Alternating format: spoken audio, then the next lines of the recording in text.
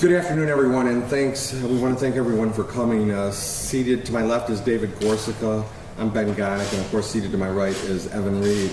After the press conference that Ms. Worthy held yesterday, we thought it would be a good idea to keep the media well informed, although we're not going to get into a lot of the facts of the case with a press conference today. I can tell you, I've practiced law in Wayne County for nearly 25 years. I've seen the office handled by 2 or 3 different prosecutors. I've seen good decisions come from the office, bad decisions come from the office, and I got to tell you, in the nearly 25 years that I've been practicing, this is the most ridiculous decision that I've seen, and that decision being to prosecute Evan Reed. Not only is it ridiculous because of the evidence that we know about, the prosecutor's office even knows that it's ridiculous. This case, since the inception of the allegations, Evan Reed has fully cooperated with the police. When he came back into town from a road trip, he subjected himself to an interview that he had no obligation to do. He could have told the police, look, I'm asserting my Fifth Amendment right to remain silent, and they couldn't have held that against him. Instead, he went into the Detroit Police Department voluntarily and was interviewed for nearly 2 hours with no restrictions placed on him whatsoever. In addition to that, we provided numerous witness statements of individuals who were with Mr. Reed and this complainant at the bar and other locations to show the prosecutor and the police that the allegations against him were just completely false. In addition to that, yesterday Ms. Worthy made a mention about a surveillance tape, a tape that shows that supports her case. Well, we would take issue with that. I believe when it comes out in court and you'll see the tape in court, you'll see this complainant who alleged that she was raped, although she spent several hours in Mr. Reed's hotel room. You'll see her leaving the casino, walking by 2 sets of Detroit police officers without saying one word. Rape is a serious thing. It's an awful crime. And if it would have happened, I'm sure she would have reported it to the police. Immediately, correct. There are other facts that we can't tell you at this time that you'll hear about in court, but I think the evidence in this case will overwhelmingly result in a dismissal or a not guilty verdict. In fact, I'm confident that's the result that will happen. If any of you have any questions that we can answer, we will certainly do it at this time. Mr. Reed, what's your reaction to what's going on? Obviously, a reputation is everything for a person, and to have these claims against you. This is just something that's been absolutely devastating to my whole life, my family, my career. This isn't a job that I all of a sudden decided you want to do. It's something you work for your whole life. So the fact that I did nothing wrong, I did nothing that wasn't consensual, I did nothing that was forced, that was incapacitated, I did nothing she claimed. And that's why, if you look at my actions, I got home at 2 in the morning from a West Coast road trip when I found out about my allegations. I met with my lawyers at 8 and took a polygraph at noon and passed it on these exact questions that I'm being accused of. If I was guilty, why would I subject myself to that? Why would my actions speak? I've been in Detroit for less than 5 hours and I'm taking a polygraph, meeting with my lawyers, scheduling to talk to and cooperate with police. If I had anything to hide, why would I do that? I mean, put yourself in my shoes. I go to the bar, I make the opening day roster. I'm just out, having fun. And now my whole career, my whole life is in jeopardy. I'm pitching for the Toledo Mud Hens. My salary is less. Everything I've had to endure mentally, physically, my family, everyone close to me. It's just absolutely absurd, and I can't even tell you how devastating it's been. So you're not denying that there was a relationship, a sexual relationship between you two, but you're denying that? I've never denied that. There was just never force. There was never incapacitation. There was never a level of being too drunk, a level of any drug use. That's just absolutely absurd. Did you have any contact with the alleged victim after the day that you met her? When I told her I had to go to work, she couldn't find her phone. So I texted her to help her try to find her phone.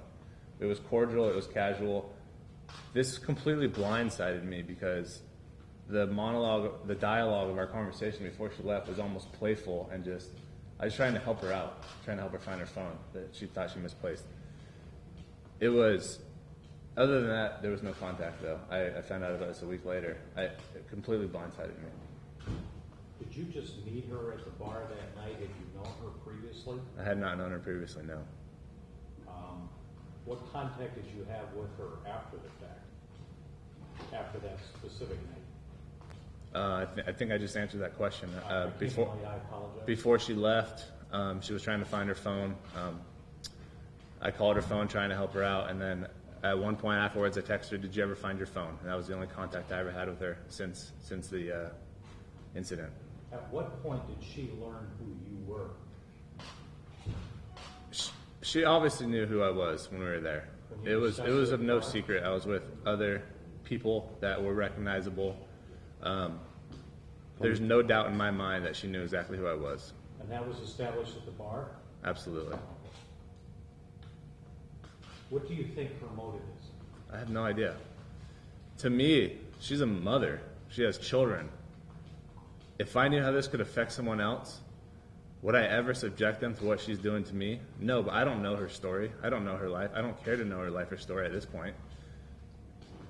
It is just absolutely absurd. If I get to the point that I have children, I'll never put someone else through this if I can have monetary, whatever it is, status, attention. I don't know what it is. If I could answer that question, Money? I don't know. Evan, did she ever try to ask you for any money? There's been no contact. Okay. Coach also said that this had no significance on him sending you back to the Toledo Mud Hens. Do you believe it did? I mean, did you believe this is affecting your ability to come back? I mean, essentially, is this affecting your career? Absolutely. I have nothing but the utmost respect for the Detroit Tigers organization. But anytime you're going through mental anguish and just being accused of something you haven't done, it's constant defending your name, defending yourself, defending your reputation that you worked your whole life for. There's no way that can't take a toll on any normal human being. And I can speak on behalf of the Tigers organization. At the very highest levels of the Tiger organization, up through intermediaries through the ownership, the Tigers have been nothing but completely supportive, have been remaining in constant contact with Mr. Gonick and I about the status of things, what's going on. We've given them daily, weekly briefings, so they have been very supportive throughout this process and remain so. Whose decision was it to do the polygraph that you mentioned in court this morning? We can't talk about that. I mean, You mentioned it in court this morning. I can mention things in court, but I can answer this. Sure. My first meeting with Evan, I said, would you take one without hesitation? He said yes. How detailed was it? How long did it last? I wish I could answer those questions. Ethically, I'm constrained. I would love to answer that question. This would be a good question for Ms. Worthy. yeah, you should ask Ms. Worthy these questions. You know, And you should ask. Well, I mean, you heard the court today, and you should ask her questions about representations that were made in court today. And you know what? I have been an assistant prosecutor. I was a defense attorney. I was the prosecutor of Oakland County, and I'm a defense attorney again. I've been on both sides of the fence for 26 years. This is one of the most outrageous, atrocious charging decisions I've ever seen in my life. I'm personally and professionally offended by it. What also offends me is this. Ms. Worthy filed a motion when she filed the charges to have this sealed. That's unheard of, unprecedented. It was not granted. But what do they have to hide where they want to seal the information? I also want to reiterate or state that we verbally communicated to the prosecutor's office we object. We also informed the Wayne County Prosecutor's Office in writing we object to this being sealed, and she did it anyway. Maybe Ms. Worthy should be asked that question. What are you hiding? Let me ask you this. Since you have been on both sides of the fence, you know Kim Worthy pretty well personally. I know her more professionally when I was in office. Do you think she would charge a thin case? What is there that could convince her that this is a charge she can bring prove beyond a reasonable It doubt? baffles me. It baffles me what we know and what we can prove. It baffles me. It's beyond explanation. Or do you think this is, I don't want to put words in her mouth, a cheap shot on her part? I don't know. I wish I could answer that question. I wish I can only formulate my own opinion. Do you think she would file a case that she can't I don't- deem winnable? Does that happen? I can just answer on behalf of Mr. Gonick and Mr. Reed. She's not going to prove this case. Evan Reed, this case is either going to be dismissed or he's going to be found not guilty. That's the only two options in this case, based on the evidence that I see and I know about, and even the summary of the prosecutor's evidence today that I reviewed in the court file. Look, we're going to demand a speedy trial. We want this over with.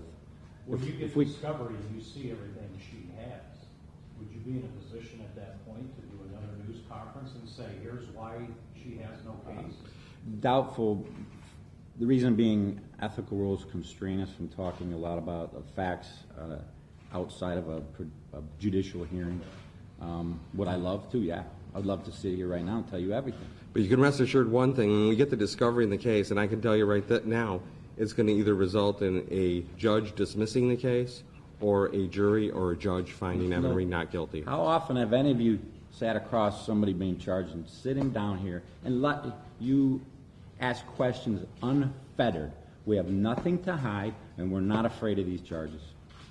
And I can tell you this, after doing this for 25 years, there's been maybe a handful of times that I took a person accused of a crime in to make a statement to the police. Within 20 minutes of meeting Evan Reed, I knew that was precisely what he was going to do. Can we move the mic back over, Mr. Reed? Well, I'm going to ask you kind of an undelicate question. And it goes this way. You met this woman at this bar. Athletes have a lot of opportunities to meet women outside the game. Is this the first time you've had a one-night stand like this? And what runs through your mind now, given these ramifications? There's going to be This a has time and nothing place to for do that with- question, and You said unfettered access to your Well- client, so I'm asking. Well, I mean, stuff that's relevant to this case. I mean, stuff about his personal life that may have occurred when he was younger or whatever is, not relevant to this. You know these questions are coming down the pipe. when they come out on cross-exam or direct, we're not afraid. Oh, yeah, absolutely. Nope, nothing to hide about that. Mr. Gunnick, who's the woman who was with you this morning at the arraignment? Pardon me? The woman who came in to watch the arraignment, who was that? A friend? A relative of Evans, or? No. So how will this affect your playing with the Mud Hens or what's going on in baseball?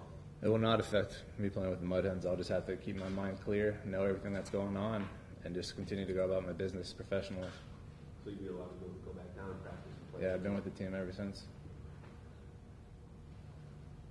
I think